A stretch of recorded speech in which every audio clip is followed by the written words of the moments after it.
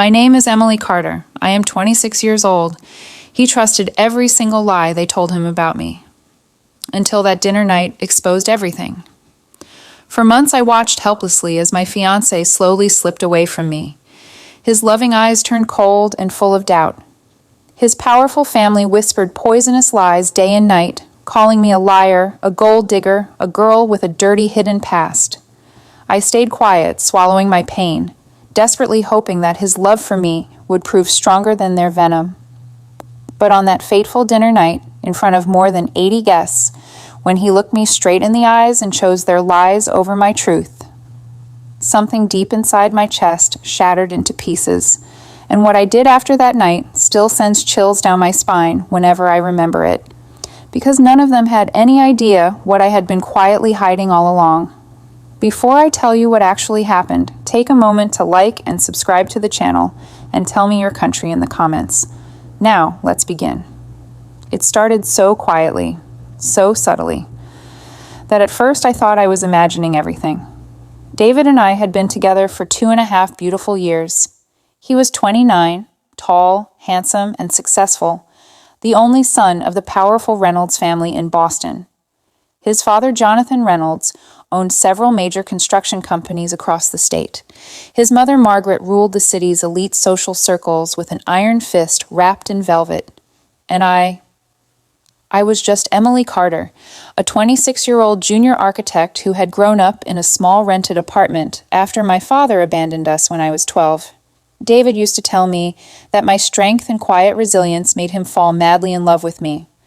But after our engagement, the cracks began to appear. The first shocking reveal came like a bucket of ice water one ordinary evening. I returned home earlier than usual from the office and found David in our bedroom, speaking in a hushed voice on a video call with his mother. He didn't notice me.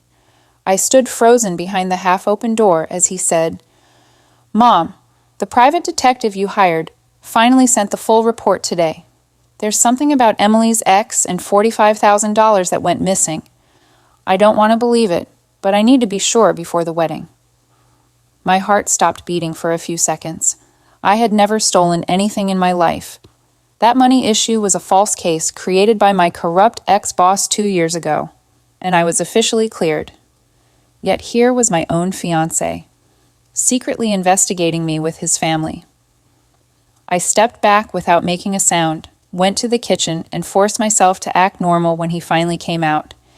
He kissed my forehead gently and asked with that familiar warm smile, "How was your day, babe?" But now, that smile felt completely different. It felt like a mask hiding suspicion. From that night onward, the slow, painful psychological torture began. Margaret started inviting me for afternoon tea, only to say things like, "Darling, we just want to protect our son. Some girls are extremely clever at hiding their real past." David would sit there silently, offering no strong defense. His sister Sophia kept forwarding him articles about gold diggers who trap rich men with innocent faces. Then came the night that truly broke something inside me. While organizing the study, I discovered a hidden folder tucked deep in his drawer. Inside were printed chat messages between David and his family group. One message from David read, "I'm starting to have serious doubts about Emily. Please keep digging. If she's hiding anything important, I can't go through with the marriage." My hands trembled so violently that the papers slipped and scattered on the floor. The man I loved more than life itself was actively helping them tear me apart. The betrayal cut so deep that I couldn't even cry at first. I just sat there on the cold floor, staring blankly at the wall, feeling completely empty and hollow inside. Yet I carefully put every paper back in its exact place. I didn't confront him. Instead, when he came home that evening, I smiled softly, cooked his favorite meal, and listened as he talked excitedly about our upcoming wedding. And while he spoke, a dark, terrifying thought quietly entered my mind for the very first time. What if I let them continue believing their own lies, and then turn those very lies against them? That dinner night was approaching fast. I could feel it in my bones, a heavy, suffocating tension in the air. Something massive was coming, and deep down, I knew the night they planned to humiliate and break me. might become the beginning of their own downfall. That dinner night arrived wrapped in false elegance, like a slow, beautiful nightmare I couldn't escape. The Reynolds family mansion sparkled under crystal chandeliers. Live music played softly, expensive wine flowed freely. More than 80 elite guests laughed and chatted. I wore the elegant emerald green dress David had personally chosen for me. The same dress he once said made me look like his entire future. But from the second I stepped inside, I felt the invisible noose tightening around my neck. Margaret greeted me with her signature fake warmth, pulling me into a tight hug. "Emily, dear, you look absolutely beautiful tonight. Let's hope this special dinner clears every single misunderstanding." Her eyes remained ice cold. During the main course, Jonathan stood up proudly for a toast. "To my son David, who deserves a woman of true character, honesty, and complete transparency." The way his sharp eyes fixed on me sent a chill down my spine. Then came the public execution. Sophia rose dramatically with a sweet, poisonous smile and announced loud enough for everyone to hear, "Since we're all practically family now, Emily, why don't you stand up and tell everyone the truth about the $45,000 that mysteriously disappeared from your previous company account? David deserves full honesty before marriage, doesn't he?" Dead silence fell over the entire ballroom. My blood turned to ice, my throat went completely dry. That money was never stolen by me. It was a fabricated case by my ex-boss. I was cleared. But they had twisted it into a perfect weapon. David looked directly at me across the table, his face pale with doubt and disappointment. "Emily, is this true? You never mentioned anything about missing money." I tried desperately to explain, my voice shaking. "David, please listen to me. It was my corrupt boss. The case was closed. I was going to tell you everything after the wedding, when we were finally alone." Margaret sharply cut me off.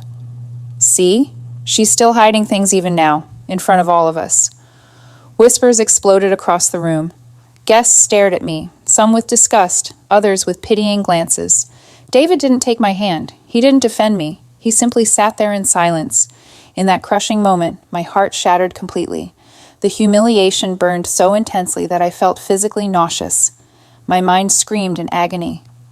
"Why won't you believe me? Why are you letting them destroy me?" While my face remained frozen in a painful, broken smile. Later that night, after most guests had left, David pulled me aside into a corner.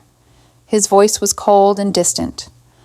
"I trusted you completely, Emily, but after everything my family has shown me, I don't even know who you really are anymore." He asked me to leave the mansion immediately. I drove home through pouring rain and complete darkness, tears streaming down my face so heavily that I could barely see the road. When I finally reached our apartment, I collapsed onto the cold floor, hugging my knees tightly to my chest. The public shame, the betrayal, the loneliness, everything crashed over me like a merciless wave. At my absolute lowest point, around 4 a.m., when the tears finally ran dry, something fundamental inside me changed forever. The deep love I once felt for David turned into ice, and in its place rose a quiet, dangerous, and coldly calculated rage. After that humiliating dinner night, I became a ghost, silent, invisible, and deadly focused. I shed no tears in front of anyone. I sent no angry messages. I did no begging, only cold, calculated silence and meticulous planning. For days, I quietly observed their every move. I studied how obsessed Margaret was with maintaining her perfect family image on social media, how Jonathan's entire business empire rested on his carefully built reputation of honesty and integrity, how terrified Sophia was of any scandal that could destroy her upcoming engagement to a powerful politician's son. And David, he kept sending me messages saying he felt confused and needed more time to think. I never replied to even one of them. Instead, I worked relentlessly in the shadows. I reconnected with an old colleague who had also suffered under my ex-boss. Together, we gathered undeniable proof. I collected secret recordings of Margaret instructing the detective to make the story as damaging as possible. I found chat messages where David himself had encouraged his family to keep investigating me. Every single night, I sat alone in darkness. carefully building my plan piece by piece. The psychological pressure inside me was constant and heavy. Fear would rise in my throat at times. What if this completely backfired? But then the memory of David's cold, doubting eyes at the dinner table would return, and fear transformed into unbreakable determination. On the night that should have been our final wedding rehearsal, I sent him only one short message. Come to the old venue alone at 9 p.m. tonight. If you truly want the full truth about everything, you will come. If not, delete my number forever. He replied in under 2 minutes, I'm coming. As I dressed in a simple, elegant black outfit that night, I stood in front of the mirror and stared at my own reflection. My eyes looked completely different now, calm, sharp, and frighteningly cold. The broken, crying girl from the dinner night had disappeared. Everything was perfectly in place. The storm I had silently gathered for days was finally ready to break, and none of them had the slightest idea that their own lies were about to become the rope that would hang them. The old venue stood eerily quiet and dimly lit when David arrived exactly at 9 p.m. He looked exhausted, guilty, and strangely hopeful at the same time. Emily, I've been doing a lot of thinking. Maybe I was too quick to believe them. I still love you. We can fix this? I looked at him with calm, emotionless eyes and said softly, Sit down, David. Then I began playing the recordings. One by one. First came Margaret's sharp voice. Make the story about the missing money much stronger. We need David to doubt her completely. No poor girl from nowhere is entering our prestigious family. David's face turned deathly white. Next played Jonathan's secret recording, openly discussing how he had bribed government officials in his last major project, the same man who always lectured about honesty and family values. Then Sophia's cruel laughter as she told her friends how she had helped spread the damaging rumors about me. Finally, I showed him his own words. Keep digging into Emily's past. If she's hiding anything, end everything before the wedding. He broke down completely, sobbing like a child. Before he could beg for mercy, the main doors swung open. Margaret, Jonathan, and Sophia walked in confidently, expecting victory. Their proud smiles vanished instantly as they heard their own voices echoing in the room. I stood up slowly, my voice low, quiet, and dangerously controlled. You used your lies and power to humiliate me publicly at that dinner night. You destroyed my dignity in front of everyone I knew.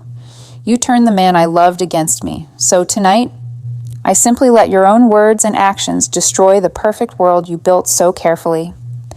I informed them calmly that all the evidence, recordings, documents, and financial irregularities was scheduled to be sent automatically to every business partner, major newspaper, social contact, and concerned authorities. In exactly 15 minutes, pure panic erupted in the room. In the end, they had no choice but to break and beg. The very next day, Jonathan was forced to issue a public apology to me. Margaret posted a deeply humiliating statement admitting she had spread false rumors. Sophia's grand engagement was immediately called off after the scandal spread like wildfire. David fell to his knees before me, holding my hands desperately, tears streaming down his face. I was blind, Emily. Please, give me one last chance. I love you. I looked at him one final time and whispered with quiet finality, You trusted their lies when I needed you the most. That moment of doubt you showed me on the dinner night will haunt you for the rest of your life. I turned and walked away without looking back. Their own cruelty and lies ultimately became the weapon that destroyed their empire. The dinner night they had designed to break me became the night their downfall truly began, and for the first time in months, I finally felt free.